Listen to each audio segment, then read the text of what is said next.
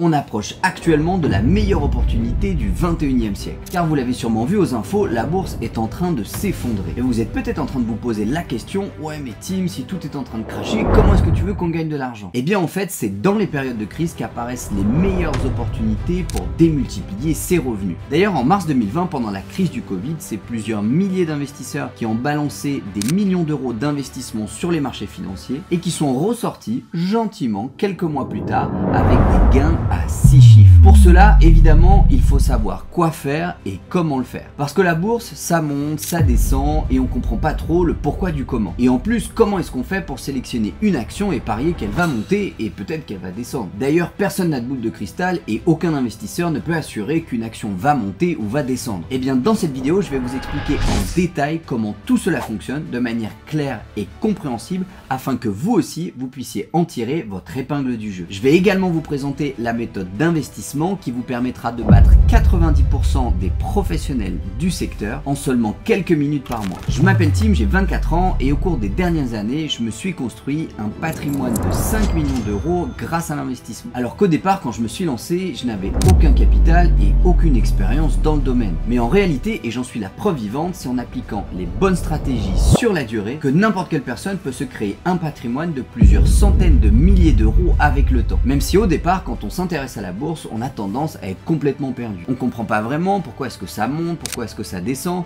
pourquoi acheter plutôt des actions ou des obligations ou des matières premières, et on a tendance à être complètement perdu et complètement frustré. En tout cas, c'était mon cas et il a fallu que je lise plusieurs livres et fasse des dizaines de formations avant de réellement bien comprendre certaines notions fondamentales. Alors qu'en réalité, sur les marchés financiers, il n'y a pas 36 000 façons de gagner de l'argent à coup sûr sur le long terme. Et pour vous expliquer tout ça, on se retrouve dès maintenant sur mon ordinateur. Premièrement, il faut comprendre qu'est-ce que c'est la bourse. Les marchés financiers, c'est une sorte de grand supermarché qui est ouvert à tout le monde et il en existe plusieurs. On parle d'ailleurs de la bourse de Paris, Londres, New York ou encore Tokyo. Chacun de ces supermarchés ont des règles définies et des produits à l'avant. Par exemple, les actions françaises seront cotées à la bourse de Paris alors que les actions américaines seront bien cotées à la bourse de New York. Dans ce vaste supermarché auquel tout le monde a accès, il est possible d'acheter tout un tas de produits qu'on va appeler des actifs financiers. Les plus connus sont les actions ou les matières premières par exemple. Et d'ailleurs, les personnes qui viennent faire leur shopping dans ce type de supermarché sont multiples et variées. Les particuliers comme vous et moi, les entreprises, les assurances, les banques, mais également les fonds d'investissement qui achètent des parties de ce marché. Et ce qui est génial avec les marchés financiers et notamment Internet, c'est qu'aujourd'hui, depuis n'importe où dans le monde, vous pouvez acheter des actions d'une entreprise américaine qui se trouve à 6000 km de chez vous. C'est d'ailleurs beaucoup plus simple que d'acheter un immeuble à l'autre bout du monde. Dans ce grand supermarché, il y a plusieurs types de produits. Le premier, c'est celui qu'on va appeler les actions. Les actions, ce sont des parts du capital social d'une entreprise qui est cotée en bourse et qui a ouvert son capital à des investisseurs extérieurs. Cet argent, il va lui servir soit à investir dans sa propre croissance, soit à faire ce qu'on appelle de la croissance externe, par exemple racheter d'autres entreprises qui font la même chose que nous. En achetant une action d'une entreprise telle que Coca-Cola par exemple, vous devenez de fait un actionnaire de Coca-Cola. Alors évidemment, pas au niveau de Warren Buffett, vous ne serez pas convoqué aux assemblées générales pour décider du futur de l'entreprise, mais malgré tout, vous détenez bien un titre de propriété de l'entreprise. Le deuxième type de produit qu'on peut acheter dans ce grand supermarché, c'est ce qu'on va appeler les ETF, Exchange Traded Funds, qui sont en fait un panier qui regroupe plusieurs valeurs à l'intérieur et qui sont donc la somme des performances de tous ces actifs. Il y a des ETF qui permettent de répliquer un indice, par exemple celui du S&P 500, et il y en a d'autres qui permettent de suivre les obligations. C'est un petit peu comme si vous alliez dans le supermarché et que vous achetiez un panier surprise avec plusieurs produits à l'intérieur. Le troisième type de produit que vous pouvez acheter dans ce supermarché, c'est ce qu'on appelle les obligations. Les obligations, c'est un titre de créance d'un émetteur. Et la personne qui va émettre une obligation, qui a donc besoin d'argent, ça peut être une entreprise ou un État par exemple. Et il est possible sur les marchés financiers d'acheter des titres de propriété de cette dette, un petit peu comme si vous étiez une banque et que vous décidiez de prêter de l'argent à un État ou à une collectivité. En échange, l'émetteur va vous verser généreusement, mensuellement, trimestriellement ou annuellement un coupon sous forme de dividende afin de vous remercier à la manière d'un taux d'intérêt. Ce taux d'intérêt, il est fixé à l'avance de la même manière que si vous faisiez un crédit dans une banque. Le quatrième type de produit disponible, c'est ce qu'on va appeler les matières premières. Le pétrole, le cuivre, l'or, le zinc, etc., etc. En général, vous pourrez acheter ce qu'on appelle des CFD ou des trackers qui vont répliquer la valeur de ces matières premières. Elles sont en général représentées sous forme d'unités, par exemple un baril de pétrole ou une once d'or, pour évaluer leur prix. Ça permet notamment de faire une régulation au niveau des échanges internationaux et d'éviter que ça parte dans tous les sens. Le cinquième produit que vous pouvez acheter sur les marchés financiers, c'est ce qu'on appelle les indices. Les indices, ce sont des indicateurs un petit peu techniques qui vont répliquer la performance d'un secteur ou d'une économie. Par exemple, vous connaissez tous le CAC 40 qui est la somme des 40 plus grosses entreprises françaises. Donc si l'économie française part à la hausse, qu'elle se porte bien, l'indice du CAC 40 va monter à la hausse. A l'inverse, si la plupart des entreprises françaises partent à la baisse pour raison X ou Y, l'indice du CAC 40 va lui aussi partir à la baisse. Des indices, il en existe plein pour tous les pays et plein de types de secteurs. C'est une des manières notamment de s'informer sur l'état d'une économie assez facilement. En réalité, quoi que vous achetiez dans ce grand supermarché, il y a deux manières de gagner de l'argent. La première, c'est via ce qu'on va appeler la plus-value. J'achète une action Louis Vuitton aujourd'hui à 100 € et je la revends dans 1 an, dans 2 ans, dans 5 ans, dans 10 ans à 200 € l'action. Ce qui veut bien dire que sur une durée déterminée, j'ai généré une plus-value qui peut être de 100 €. La deuxième manière de gagner de l'argent sur les marchés financiers, c'est ce qu'on va appeler les dividendes, qui sont en fait des coupons émis par une entreprise afin de vous remercier d'avoir investi dans celle-ci. Et on sait qu'il y a des actions qui sont très connues pour leurs dividendes et d'autres qui n'en versent absolument aucun. Avec certains types de produits qu'on peut trouver dans le supermarché, typiquement les matières premières ou les indices, vous n'aurez jamais de dividende mais uniquement une plus-value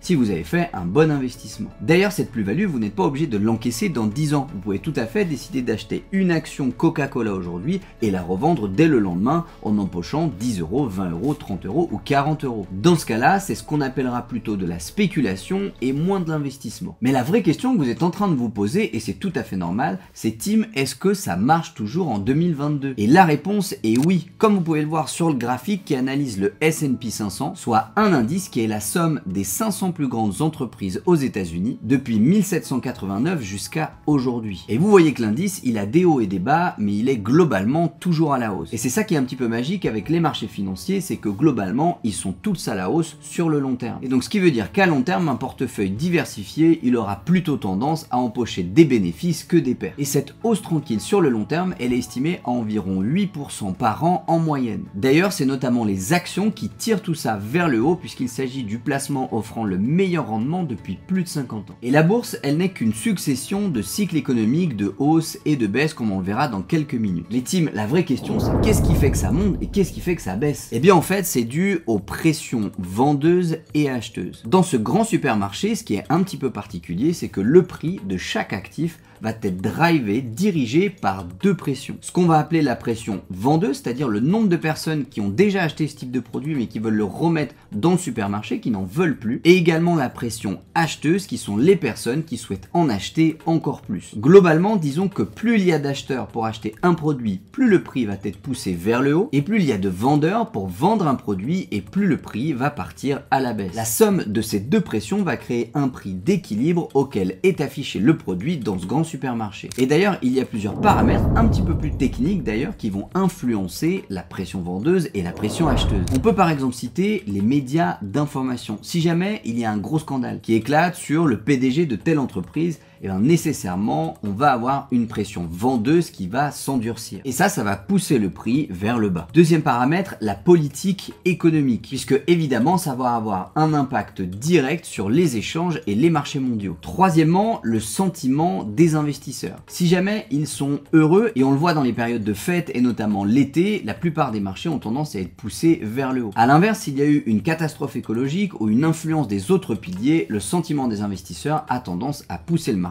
vers le bas. Quatrième pilier, la géopolitique mondiale, puisque s'il y a des guerres, des conflits ou des tensions entre deux pays, ça va nécessairement impacter les marchés. Et enfin, bien sûr, les fondamentaux de l'entreprise quand il s'agit d'une action. Si l'entreprise a un bilan où il est indiqué qu'elle ne rapporte pas de bénéfices, évidemment, la plupart des investisseurs ne voudront pas mettre leur argent dans celle-ci. Donc par exemple, actuellement, on est dans une situation où il y a de l'inflation, ce qui a tendance à tirer le marché vers le bas, également une augmentation des taux d'intérêt d'intérêt qui est plus ou moins directement lié, des investisseurs qui sont globalement inquiets et qui ont du mal à prévoir ce qui va se passer demain, la guerre en Ukraine qui n'arrange pas les choses et qui déstabilise énormément les marchés européens, et bien sûr la période post-Covid dans laquelle on est encore avec des conséquences sur le moyen long terme. Et c'est pour ça que très clairement on est au début d'une véritable crise économique. Même si les marchés montent, descendent, globalement ça ne fait que ça, comme vous pouvez le voir sur le graphique qui s'affiche à l'écran. Et d'ailleurs, il faut savoir que les investisseurs qui effectuent du trading et qui cherchent à rentrer le plus bas possible et à ressortir le plus haut possible, 90% d'entre eux ne sont pas rentables. Parce qu'au final, il faudrait passer la journée entière devant les médias d'information, les journaux politiques, les journaux économiques, afin de véritablement arriver à timer le marché. Mais même si on approche d'une crise économique, au final, c'est plutôt une bonne nouvelle pour les investisseurs. Tout simplement parce que des crises économiques, on en connaît tout le temps de manière cyclique depuis la nuit des temps. D'ailleurs, sur ce graphique, vous voyez bien qu'il existe en alternance des périodes de bull market où tout le marché part à la hausse et des périodes de bear market où tout le marché part à la baisse. Et d'ailleurs, après chaque période de baisse du marché, il y a toujours une période de hausse absolument incroyable et la baisse n'est jamais éternelle. Et c'est dans ces périodes de baisse que les cartes sont rebattues parce que certains investisseurs vont rentrer sur le marché à ce moment-là et encaisser des plus-values de plusieurs millions d'euros grâce à leur placement. Mais en réalité, il existe une méthode simple et efficace pour battre 90% des traders du domaine. Et c'est ce qu'on appelle la stratégie des ETF. Les ETF, comme je vous l'ai expliqué, ce sont des paniers qui sont constitués de plusieurs actions. Le gros avantage, c'est qu'en investissant dans l'ETF, c'est-à-dire le panier global, vous pourrez investir en fait une petite partie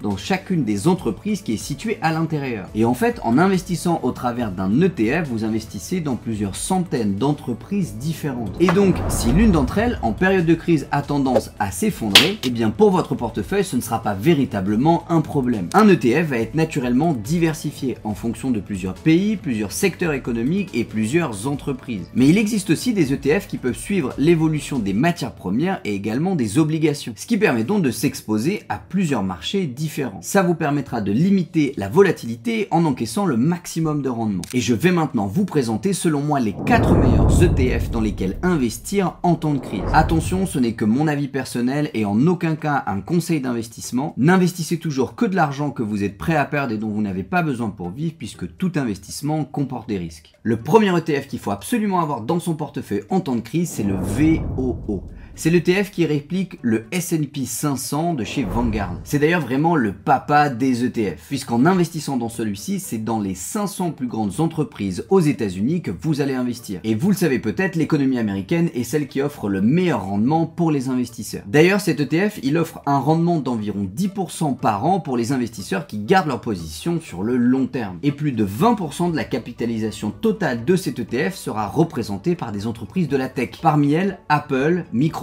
Tesla, Google ou encore Amazon. Donc en investissant dans cet ETF, vous possédez en fait une part d'Amazon, une part de Tesla, une part de Google, etc., etc. Le deuxième ETF à avoir dans son portefeuille, c'est le Vanguard Total Stock Market, également appelé le VTI. C'est encore une fois un ETF qui est proposé par Vanguard, un des plus gros fonds d'investissement au monde, et qui est composé de plusieurs centaines d'actions au niveau mondial, et pas seulement américaine. D'ailleurs, comme vous pouvez le voir sur le graphique, cet ETF, il s'est toujours relevé de n'importe quelle difficulté. Donc c'est vraiment, je pense, la meilleure manière de s'exposer au marché des actions au niveau mondial que d'investir dans cet ETF. Le troisième panier à avoir dans son portefeuille en temps de crise, c'est le Vanguard Emerging Market Index, qui est un ETF constitué de centaines d'actions venant de pays émergents comme la Chine, l'Inde, le Pakistan ou encore le Brésil. On en parle de plus en plus dans l'actualité économique, mais ces pays y seront probablement au cours des prochaines années dans le top 10 des économies mondiales. Et donc ça peut être intéressant d'investir dans un ETF qui permet de s'exposer à ce type de valeur. Évidemment, ce sera ici un ETF qui est un petit peu plus risqué que l'économie américaine, mais investir dans ce type d'ETF permet d'offrir un rendement réellement intéressant. Surtout dans ce type de période, ça peut être une super opportunité d'investir dans ce type d'ETF, notamment parce que la crise économique actuelle,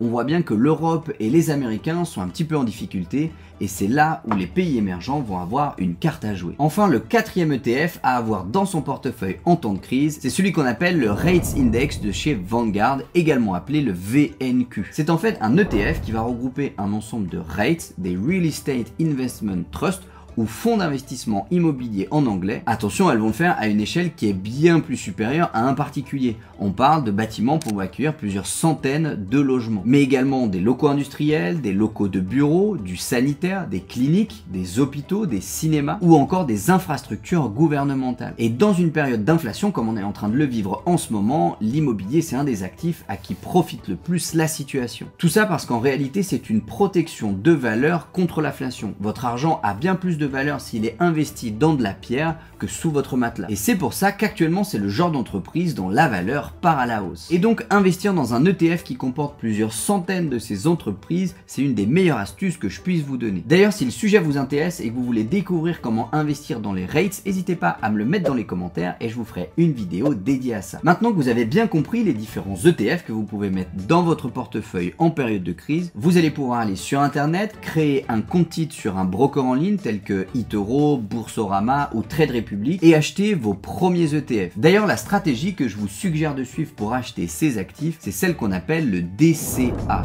Dollar Cost Averaging, qui va consister non pas à essayer de rentrer au plus bas de la courbe et à ressentir au plus haut, mais à lisser vos points d'entrée en rentrant périodiquement sur le marché. Par exemple, vous pourriez décider d'allouer 200 € par mois que vous allez placer dans ces ETF. Et ce, quelle que soit la tendance du marché, qu'il monte ou qu'il baisse, vous rentrez toujours avec 200 € tous les mois. Ça va permettre de lisser votre point d'entrée dans le marché et c'est selon moi la meilleure stratégie pour gagner de l'argent sur le long terme. Vous connaissez à présent toutes les étapes et tous les secrets des marchés financiers. N'hésitez pas à mettre le maximum de questions dans les commentaires et j'y répondrai avec grand plaisir. Prenez soin de vous, c'était Tim, ciao!